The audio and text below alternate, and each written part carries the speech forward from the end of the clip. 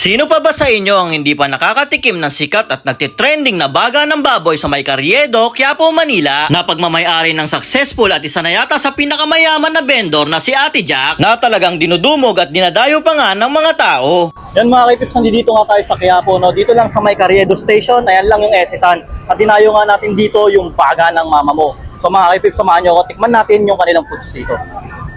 Hello madam, magandang hapon. Ano na po yung mga tinitinda nyo dito? Hello po, magandang hapon po. Baga ng mama mo. Ito po yung baga ng mama. Yes, meron po tayong baga ng mama mo. Tapos stick Milo Crunch, saka fruit ninja. Tama na rin natin yung sa mother ko na may lechon kawali, fried chicken, saka sisig. Ma'am, ang dami nyo na tinitinda dito ah. Baka syempre. lalo na po kayong yumaman yan. Hindi, chismis lang nila yung mayaman ako. System po ba yun? Ito, magkano naman po yung presyo ng baga nyo dito? Yung baga po ng mama mo, meron tayong 20 pesos, may 50 pesos, saka meron tayong 100 pesos. 50 pesos lang po siya nag-start, no? 20. 20? Yes, 20 20 pesos. Oo.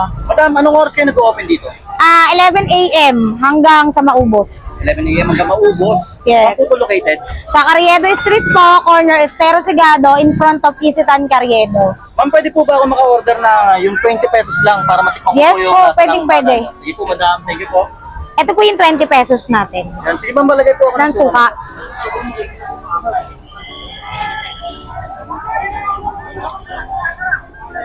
Sige po, bigay mo muna po. Dami sibuyas na madam ah. Yes, para masarap, boss. Ayun. Eto mga kay-pips, 20 pesos. Tikman na natin yung baga ni ate. Ate, ano pangalan mo? Ate Jack po, ang tawag nila sa akin. Yan na, tikman na natin yung baga ni ate Jack. Yun mga kay-pips, nandito nga tayo ngayon sa Carriedo Station. Dito lang sa may tapat ng Esitan. At dinayo nga natin to si Ate Jack. O mas kilala bilang baga ng mama mo. Umorder nga tayo sa kanya dito. Halagang 20 pesos lang para matikman natin yung baga niya. No? Ang daming sibuyasan mga kay-pips. So ano pang hinihintay nyo? Tikman na natin. Yan o. Ito. Okay. Tikman natin yung baga. Wop.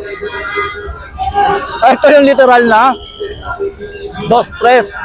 Pinalaki yung hiwa. Yung lasa, ganun talaga. Sarap. Mapaparami kayo dito. Napaka-solid. Tapos, sabayan mo pa ng suka nilang masarap. The best. Sarap. Solid. Oh. Lasang-lasa yung ano niya, laurel niya.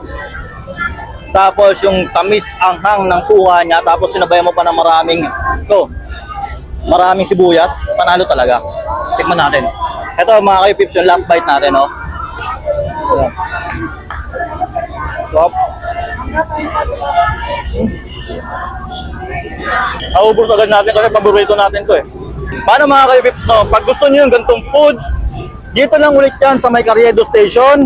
Ito lang yung Esitan, tapat lang nila yung baga ng mama mo. Kaya kung gusto niyo ng gantong foods, lumayo na kayo dito.